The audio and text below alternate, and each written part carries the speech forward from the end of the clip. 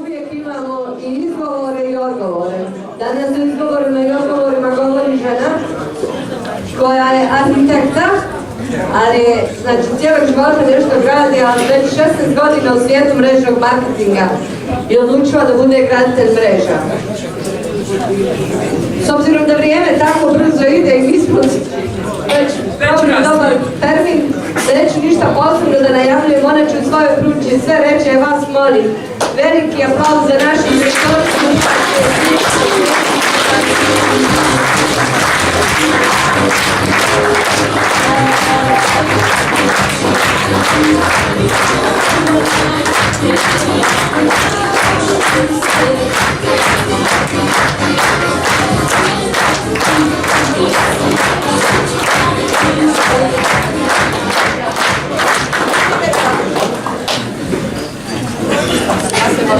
Dobro svoj.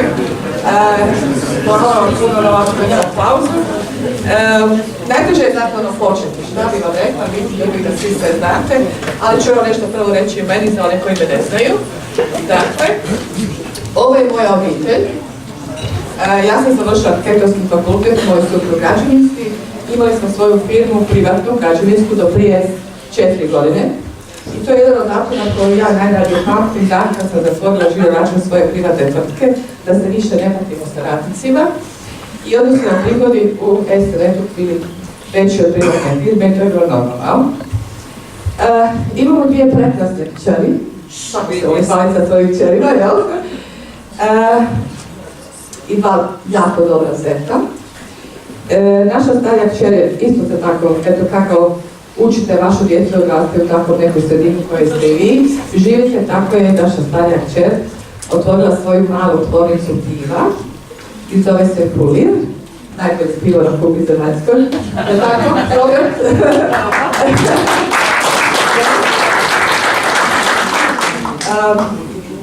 Dakle, mi smo počeli prije 16 godina u jedno vrijeme trenutku ili krize u firmi, došli smo na jedan letak koji smo našli u Sadočiću, neko nam nudi dodatni posao i otišli smo na jedan ovakav seminar, bio je to Thermolife i prvi put smo u životu sreli čovjeka i sljedećeg dana moj suprug je dao za onaj pisac vodom što je to bilo nekakvih 8500 maraka tadašnjih, ne ovih vaših konvertibilnih, nego onih pravih, njemačkih, tako je.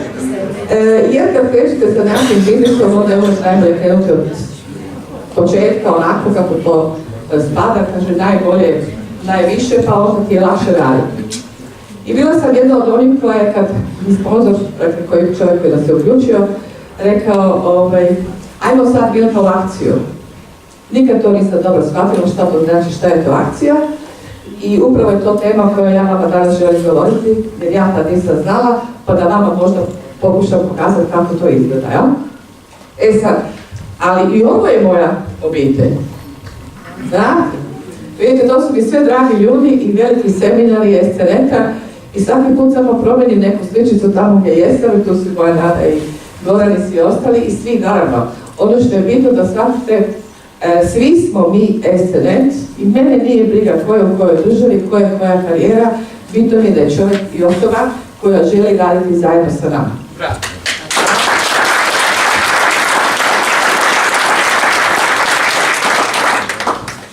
Prije nego što krenem, ja bih vam ispričala jednu priču, to ako kratko dobro da shvatite o čemu želim pričati. Jednog dana jedan mladić je došao kod svog duhovnog učitelja i rekao mu ovako: slušajte učitelju, vi meni rekli ste mi da svakog dana u mislima ponavljam, ja želim sreću i radost u svom životu. I evo ja to ponavljam već ne znam, jako dugo, a ništa se u mom životu promijenilo nije. Što da radim? A učitelj ga gleda, uzme ne znam tamo što je bilo pri ruci, recimo čašu, žlicu i svijeću i pita šta bi od ovog ti želio ovog časa imati. On veli kaže, pa ajde nek može žlica. Ajde onda ponovi 5 puta, ja želim žlicu, ja želim žlicu. I naravno učenik to ponovi, ništa se ne dogodi. Vidiš, ne mogu dobiti. Pa naravno, prvo moraš pružiti ruku da uzmeš žlicu. Dakle, šta vam hoću reći, bez nekakve akcije, Možete vi obožavati SNL, možete obožavati bilo koga. Pa i neku ljubav koju imate pa skriveno pa se ne usudite ju prići, jel? Možete vi nju obožavati, ali ako ne učinite nekakav korak, od toga nema ništa. Jel? To je upravo razlog što sam sigurna da se svako od vas ponekad u životu ima osjećaj da može postići puno više i da je zaslužio puno više, jel tako? Od onoga što ima sada. Sigurno se svako od vas kaže za sebe, ja sam zaslužio više, a vidiš kako malo imam. I on kaže, zašto neki ljudi uspijevaju, zašto neki ne? Obično ćete reći svako od vas, a on ima sreće u životu, bilo čemu, on je imao sreće što je našao dva dobra suradnika pa postao karijera 4 ili 5 ili 6, nebitno. Međutim, ono što sam malo prije rekla, on je učinio akciju, nije samo mislio. Vi ćete sad na internetu naći uglavnom 4 koraka do uspjeha, 5 koraka do brze zarade, 7 koraka do puno novaca ili čega god, znate samo nekakve mantre, ali niko vam nikad ne kaže prvo morate nešto učiniti u životu. Možete zamišljati šta god da želite, ali ja vam govorim iz svog iskustva. Dok nisam krenula ovo raditi, po onome što mi je rekao moj sponsor, ja nisam zarađivala ništa. Kad sam ga počela lijepo slijediti i slušati, kupili smo auto za cash flow, ja? Dakle, ne treba raditi teže, više, ali treba raditi kvalitetno, treba raditi pametno. I zato jesmo u mrežnom marketingu da svoje vrijeme dupliciramo. Kako ćemo to raditi? Ovo je ono što kaže Goran, pita narod. Pita narod, ko onaj koji nam se još nije priključio, jel? Pitam Google kako prežive s ovolikom plaćom. Još uvijek razmišljam. Ja mislim da je tako kod svih, jel? Radi ovo. Čuje se dobro. Dakle, ovo je jedan od najdražih slajdova, naprosto da podsjetim ljude da ne mogu preživjeti od svoje plaće. Niti će ikad moći. Samo neki, onih par posto. A mi svi ostali ništa. I šta onda trebamo raditi? Svi znamo što trebamo raditi, ali zašto ne radimo, ćemo saznati malo kasnije. Ali svi to znamo, ali nećemo. Naravno, potrebno je vrijeme. Vrijeme nemilosrdno curi. Nemilosrdno. I onda kad se pitate u što sam danas potrošio dan, ja se nadam da se puno nas pita, kad prođe večer, šta sam danas uradio, ja ću vam reći iskreno kad ništa ne napravim, grize me savjest. Ne zato što nisam ništa napravila, ja osobno zbog sebe sama, nego možda zato što nisam nekome u ovakvoj krasnoj prilici ponudila nekome mogućnost da ne pita Google šta radi s plaćom. Naravno moramo biti uporni. Šta god da u životu radite, morate biti uporni. Ja neću danas pričati od ovih puno stvari, zato što vrijeme leti. Svi moramo raditi. Najteže je reći, kad nekome kažete da imate posao za njega, niko ne voli posao. Ono što je rekao, Dašo mi je 2 papagaja. I niko ne voli raditi. Nađite mi osobu koja želi raditi, koja voli raditi. Osim ako ne radi posao koji voli. Robert.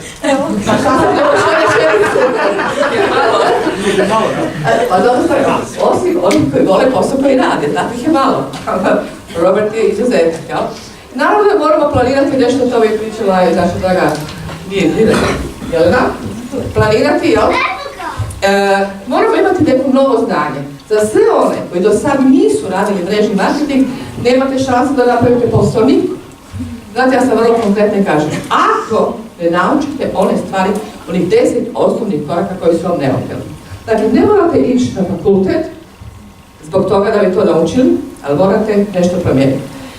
Promijeniti sebe, to je prva stvar, niko na stari način ne može ništa novo napraviti. I naravno morate imati cilj i viziju, to je on lijepo pričala naša Jelena. Uglavnom ćete reći ovako, ja sad govorim ono što vi, suradnici, kažete vašem sponsoru.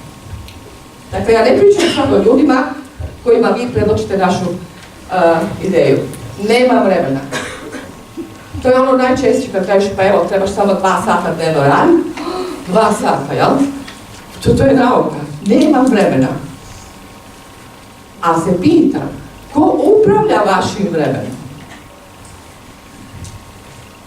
da vaš šef od kojega radite, jer niko ne radi 8 sati dnevno, mislim da se slažete.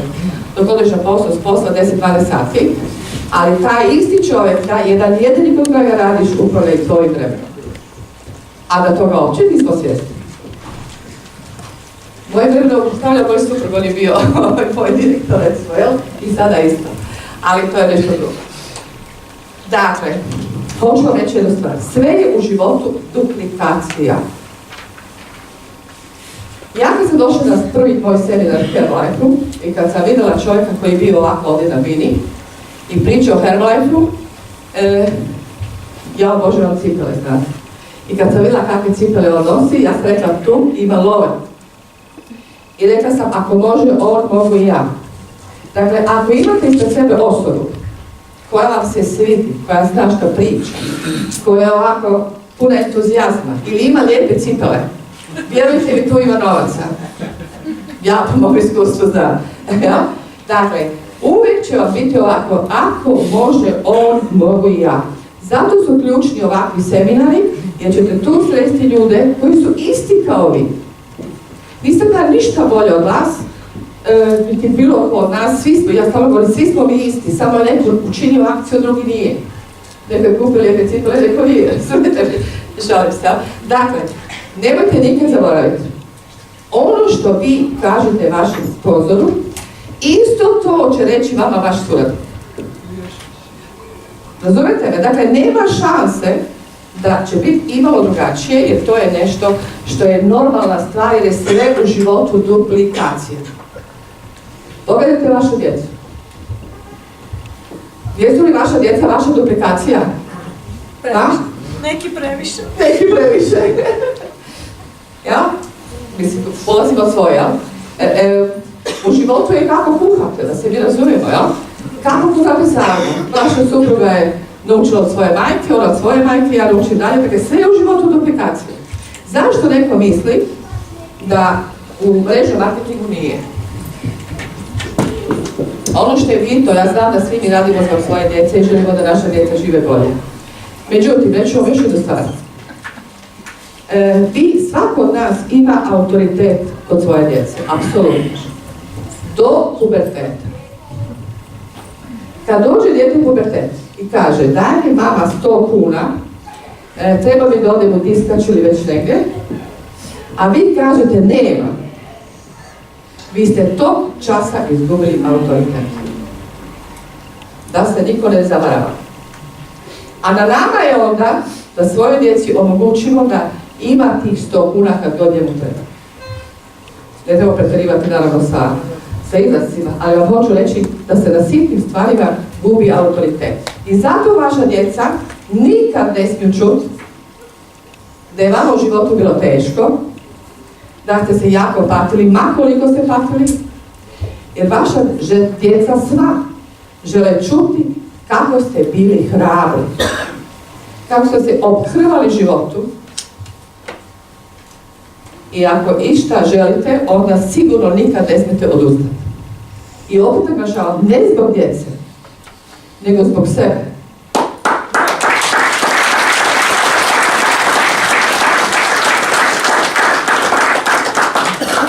Ovo su preozbiljne teme, jel?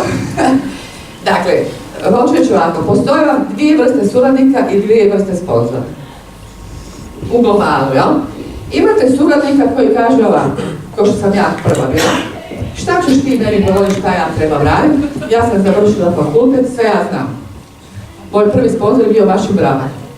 Dakle, što ti meni imaš pričati, sve ja znam. Nikad u životu nisam nadala mreži marketing, u proizvodu jednom nisam dala ništa. Međutim, kad sam vidjela da ne zarađujem ništa, a 8,5 tisuća maraka stoji na, sad su to euri, jel? Stoji u podrugu i čeka ne znam šta. Onda smo izvukli sve te proizvode, to vam je ovako kod prilike ovog pola stola, stavili na sred dnevnog boravka i slušala sponzora što trebam raditi. Nije mi palo na pamet da kažem, ja to ne znam. Išla redovno na seminare, sastanke, sve što treba da bi zarađivala između 2 i 3 tisuće eura.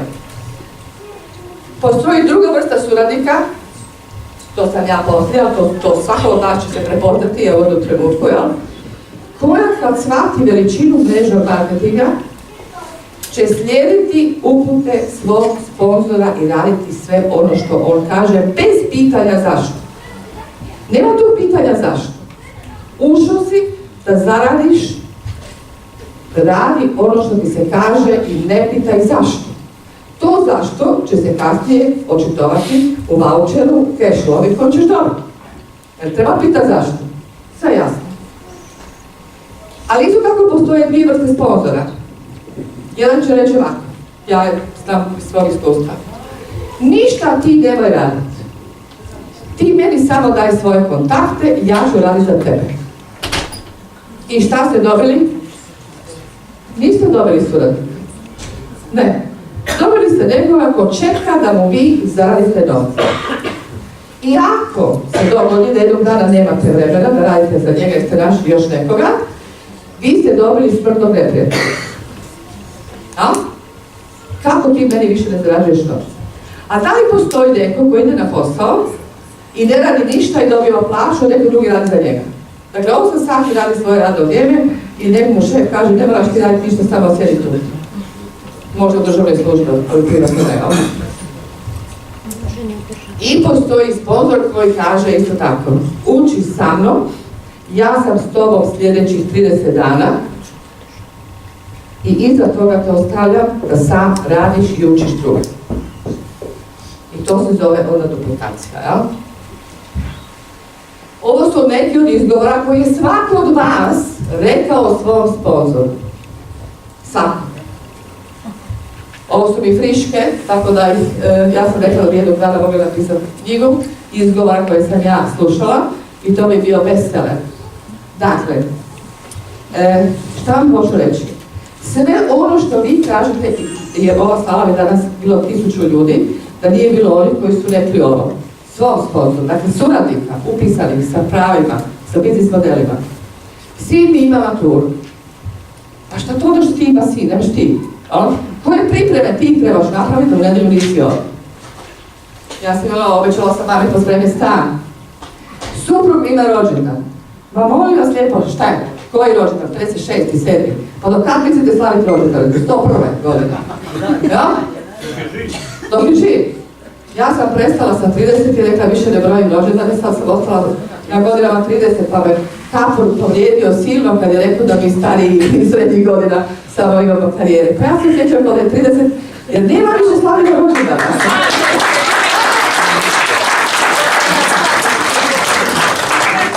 Mi u eurima Dakle, stavite sa brojanjem godina, onda nemate pojma koliko imate godina. Mene kad neko pita kad si trebalo mreži marketing, nemam pojma, neću da više došlo vrijeme kad više godine ne zbrajam. Pa ja, što ću zbrajati, meni super ovako. Umro mi djed, to sam čula, vjerujte mi, jednom mom suradniku je jedno 5 puta umro djed. Niko ne može imati 5 djedova. Zato što čovjek kad laže, ne zna koliko puta je slagao. A ja pišem. Crtice, ja sam zločko djevica, samo pišem. Koliko puta si prevarila. Koliko djedova imaš, jel? Ima problema u obitelji. A recite, jel postoji neko ko nema problema? Jel postoji? Postoji oni koji umru. Ja pitam obitelji. Oni su još veći problem, ali ti se glede stavno. Dječak ima krstitke. Pa šta onda? Baš šta? A sad sam izgovođa jedan prijatelj rekao, slušaj, nakon pola sata što smo pričali, ga pozvala na seminar, u stvari dolazim i ja. Slušaj, sad sam se sjetio, imamo nedjelju godišnjicu braka. A baš sad, nakon pola sata se sjetio, vidite da je dobar izgovor. Dakle, šta hoću reći? Ne govorite to, ove izgovore, bilo koju, nikad vašem sponzoru, jer to isto ćete vi dobiti natrag od vaših suradnika ili budućih suradnika. Kad god slažete, vjerujte mi, to se osjeti u vašem glasu. Tako da će to isto govoriti vaš suradnik. Recite mi osobu koja nema problema. Postoji. A šta traže problemi? Šta treba s njima raditi? U roku odmah. Šta je briga? Briga je kao sjedenje u stolici za ljuljanje, stalno si u pokretu, a stalno ostaješ na istom mjestu. Je li to istina? najveća istina. Stalno si na istom mjestu, briga stalno tu. Jedina briga meni šta ću skuhati za ručak, jel? To traje 15 minuta pa se odlučiš. Nema briga, ljudi, brige se rješavaju iako i to briga, jel? A ako ne znate šta je prava briga, pitajte na žene koje dođu na seminar u novim cipelama, jel? A onda da vas ja pitam šta je, što je TPS?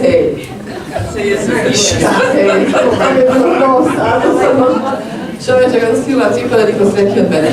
Nijedne više brige u životu nisam imala, vjerujte. Dakle, kad god budete imali briga, obujte 2 broja manje cipele, skidite ih za 3-4 sata pa ćete vidjeti što je tamo izgleda. Ili kamenčić u cipelu. A bolje nove cipele, pa se vam prošli pare. Neka žuli, ne, bolje imate nove cipele, se veselite, pa onda znate što je briga. Kad mi neko kaže da ima depresiju, stres, jel? Stres. Svi smo puni stresa. Pa nije stres ni ovdje sad, mani stajate ovdje pred vama i pričati vam, pa ne znam da će vam se svidjeti ili neće, jel? Ali, ako želite shvatiti kako meni brzo prolazi depresija nakon 15 minuta, poslije večera me pozovite da vam pjevam i mislite pa tu depresiju, jer kada budete slušali.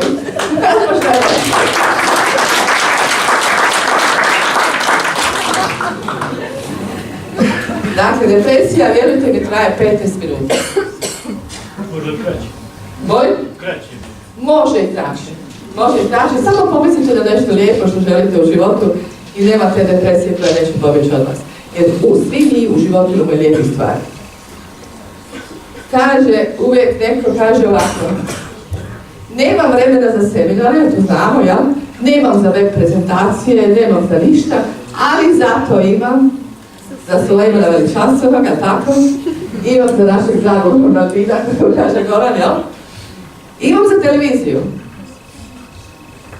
A jer će ti to dobiti novac? Neće nikome. Kaže on, nemam novaca, to vrlo često čujem. Nemam za seminar, to je skupo, da nešto naučim, to je skupo. Nemam za knjige, koliko je knjiga, 2 eura. Nemam za kavu. Neću ja čatiti njima stalno pričati, jel tako? Nemam ja para, ali ja bih pio.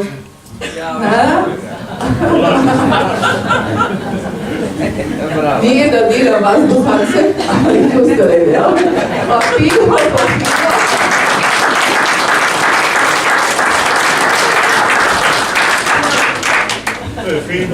Pivo po pivo i onda svi zaboravimo šta smo došli, šta smo pričali i da ste mu htjeli ponuditi nešto da zaradi pare, jel? Takvi smo Bosanci, ja nisam, ali sviđalo mi se ovo.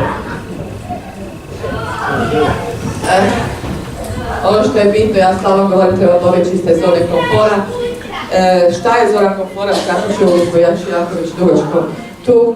Dakle, i ovo je zona komfora, ova ribica što je sama tamo u tom akvariju i mislim da se vrlo često svi tako osjećamo, ali dobro, neću o tome. I ono što je bitno, što želim naglasiti, da svi trebamo raditi isključivo pametno, za ovo ne treba neka velika nauka, treba nešto novo naučiti i raditi ovakvu duplikaciju, ali, opet kažem, ne onu negativnu, nego onu pozitivnu. Sve ono što vi želite da vaš suradnik ili budući suradnik kaže vama, to isto vi morate naučiti govoriti vašem sponzoru. Da vam se ne dogodi ovo što sam malo prije pričala, jel? Šta trebam raditi? Samo 90 dana, ljudi, i 90 dana sam naučila još u Herbalife. Pa su rekli ovako, što sam naučila? I svaki riječnik će vam to reći. Drži se nekih pravila u životu koje radiš 90 dana i to će ti preći u navik. Dakle, ne vršavi se ljudi od Herbalife koji dobro plaćaju. Ne vršavi se od Herbalife. Iako sam ja svršavila i tražila dobro novac na tome.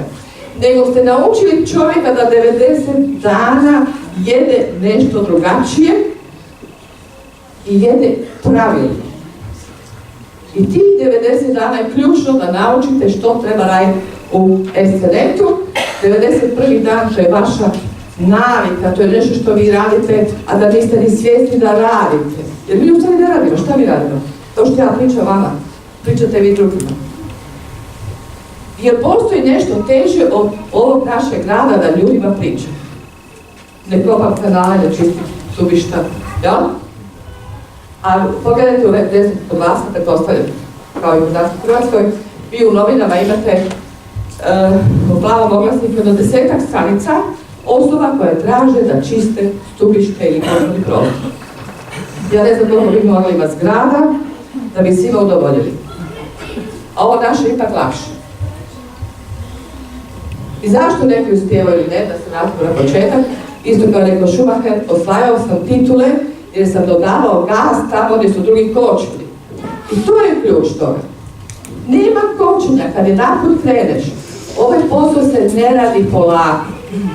Kogod ti kaže, radit ću polako, neće napraviti ništa.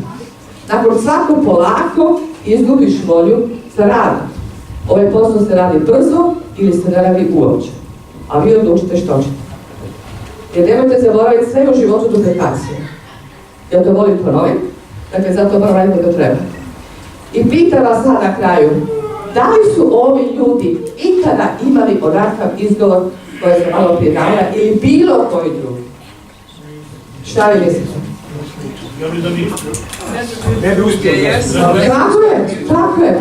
Prema tome, ako želite biti, ja volim uvijek spomenuti sportaše, jer sportaši se bavi poslom koji mi, konstantno, stalno, samo što naši treninzi nisu tako naporni i nikad od njih niko se nije izgovarao i radio je i trenirao 10 sati dnevno da bi bio ono što jeste.